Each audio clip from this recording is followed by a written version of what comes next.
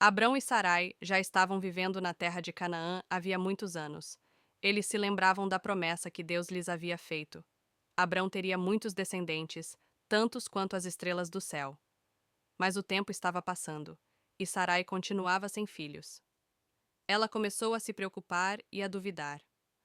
Um dia, Sarai chamou Abrão para uma conversa. Ela disse: O Senhor não me deu filhos. Por que você não se casa com a minha serva, Hagar? Talvez, por meio dela, eu consiga ter um filho. Essa ideia parecia boa para Sarai, mas ela não estava confiando no tempo de Deus. Abrão, ao ouvir Sarai, aceitou a proposta. Ele deveria ter confiado em Deus e lembrado que o Senhor sempre cumpre suas promessas no tempo certo. Mas Abrão seguiu o plano de Sarai e tomou Hagar como esposa. Hagar, a serva egípcia de Sarai, ficou grávida. Quando isso aconteceu, algo triste aconteceu também. Hagar começou a desprezar Sarai. Ela passou a se sentir mais importante porque estava esperando um filho de Abrão. Sarai ficou muito magoada. Ela foi até Abrão e disse: A culpa é sua. Eu dei a minha serva para você e agora ela me despreza. Sarai estava irritada e triste, mas ela também tinha errado ao não esperar pelo tempo de Deus. Abrão respondeu a Sarai: Sua serva está sob o seu poder. Faça com ela o que achar melhor. Então Sarai começou a tratar Hagar com muita dureza. Hagar ficou tão triste e aflita que decidiu fugir para o deserto. No deserto, Hagar estava sozinha e desamparada. Ela não sabia para onde ir, mas foi nesse momento difícil que o anjo do Senhor apareceu a ela. O anjo do Senhor, que era o próprio Deus falando com Hagar, trouxe palavras de conforto e esperança. O anjo disse a Hagar: Hagar, serva de Sarai, de onde você vem e para onde você vai? Hagar respondeu: Estou fugindo da minha senhora Sarai. Então o anjo lhe disse: Volte para sua senhora e obedeça a ela. Deus sabia da situação de Hagar, e ele cuidaria dela. O anjo do Senhor continuou dizendo: Eu multiplicarei os seus descendentes de tal maneira que ninguém conseguirá contá-los. Você está grávida e dará à luz um filho.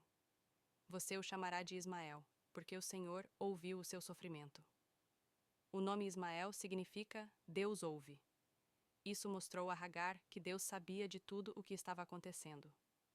Mesmo no deserto, Deus estava com ela, cuidando dela e do bebê. Hagar ficou emocionada. Ela disse: Tu és o Deus que me vê. Porque naquele momento ela percebeu que Deus a tinha encontrado e estava cuidando dela, mesmo em meio ao deserto e à sua solidão.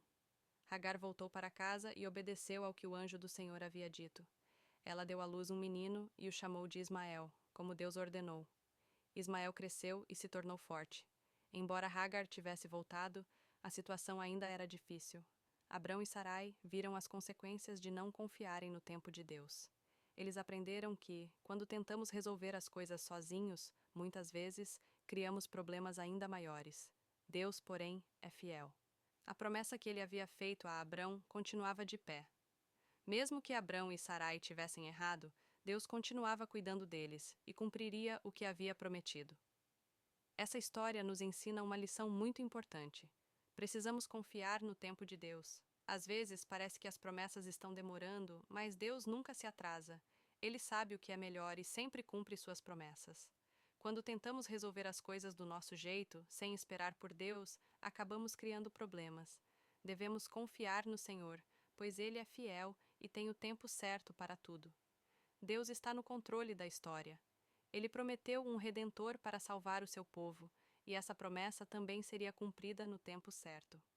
Assim como Deus cuidou de Hagar no deserto, Ele cuida de nós em todos os momentos.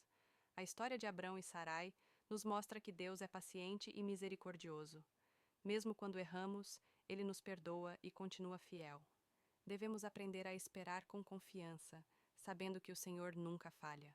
No próximo vídeo, vamos ver que finalmente o filho prometido a Abrão e Sarai nasceu. Um milagre, pois Abrão e Sarai já eram bem velhinhos.